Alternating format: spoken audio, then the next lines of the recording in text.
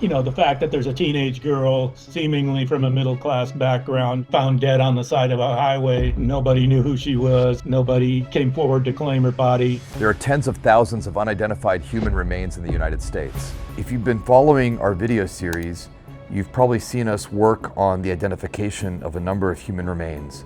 These are generally victims that have been harmed by someone. They've been killed and they're unidentified, either because of where they're found, when they're found, or both. The female was found by two young men who were riding motorbikes. It was obvious there was a sexual assault and that she had been beaten. She's barely alive. She was left there nameless for months and then for decades. For the longest time, local jurisdictions had their own systems, their own formats, and their own methodologies for documenting missing and unidentified people. And this fragmentation made it really hard to share information across jurisdictions, across states, and connect the dots between those that are unidentified and those that are missing. More than a decade ago, the Department of Justice funded a project through the National Institute of Justice. And this project is called NamUs. And it's the National Missing and Unidentified Persons System. And it was an attempt to build a federal level system that could document unidentified and missing persons throughout the United States. The NamUs system is actually comprised of three components. The first component is unidentified remains. At one point, there was a Facebook page for Walker County Jane Doe. Everybody wanted to find her. It had gone viral. It was getting hundreds of thousands of views. The whole goal is to identify who she was, because there is still a family out there that's missing her. So if remains are found, jurisdictions can upload the details of that case, any biometric data, case context, to NamUs, and they create an unidentified person's record. The other system that NamUs runs is the missing persons database. And so this is a second database in which you can document people that are known but are unaccounted for. And so they'll generally have a photo of the person that's missing, the circumstances surrounding their disappearance, and where and when they disappeared. There's a third system that not a lot of people know about in NamUs, and that third database is the unclaimed database. So these are the remains of people that are known, and the remains have never been claimed. The idea was that if you could aggregate all this information in a central location, these three systems work together, and that allows us to connect the dots in a lot of these investigations.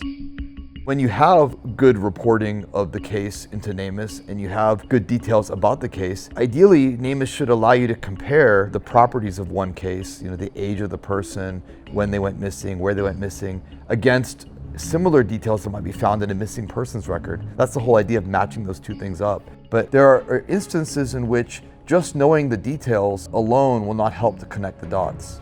We did a research study a few years back of over 600 remains. And in that study, we found instances in which early assessments of biogeographical ancestry using anthropological techniques or other forensic techniques sometimes produce ambiguous or even wrong determinations of historical origins. And if you inaccurately determine that someone is, for example, African, but in reality they're Asian, then you'll match these unidentified persons records to the wrong missing records. You have to try other techniques that can bring more detail and more clues into the case. So for years, Othram has been bringing DNA testing as an invaluable investigative tool to add a little bit more context into who someone is. Sometimes you can find out who they are through processes like forensic genetic genealogy. You do a DNA test, you find relatives, and then you're able to figure out who they are. Sometimes, even if you don't immediately identify who they are, you may generate new clues.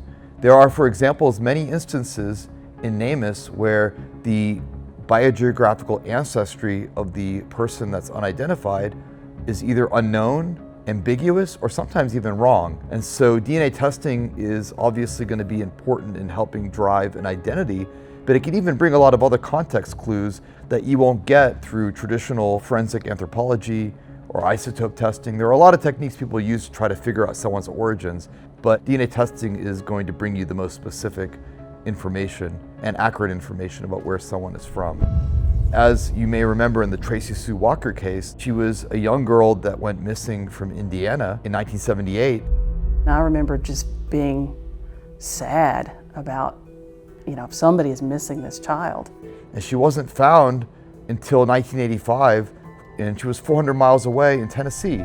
I was not expecting to learn that she was all the way from Indiana. I thought maybe somewhere else in Tennessee.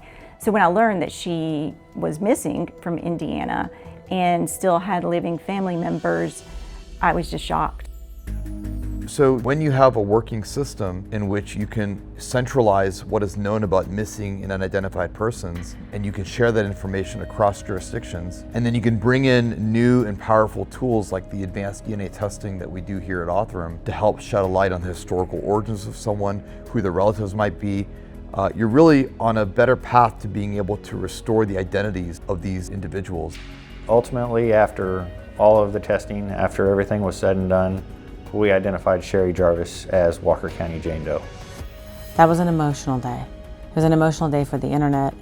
It was an emotional day for everybody because this really was a hopeless case. There are more than 15,000 unidentified remains cases right now in NamUs. The National Institute of Justice calls this accumulation of remains a silent mass disaster. It's a significant underestimate. Most cases are not reported into NamUs. And over the years, you end up with a larger and larger backlog of people that have died but cannot be returned back to family because they have no name. And so being able to take these 15,000 cases and translate them to identity, it's a big task. And you're going to need the best tools, and you're going to need the best scientific methods to bring as much detail as possible to assist the investigator on that path to an identification.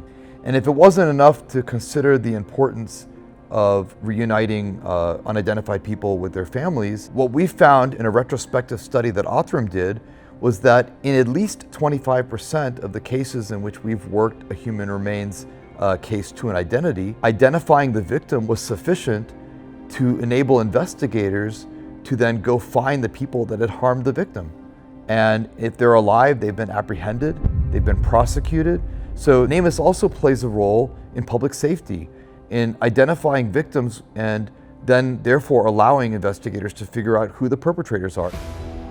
The NamUs program is very important, and in spite of its great success, it's not funded at the level that it should be funded at. And I think that might be partly because the general public is not aware of what NamUs is and what NamUs does. We need everyone to participate, and NamUs reporting is not mandatory in all the states.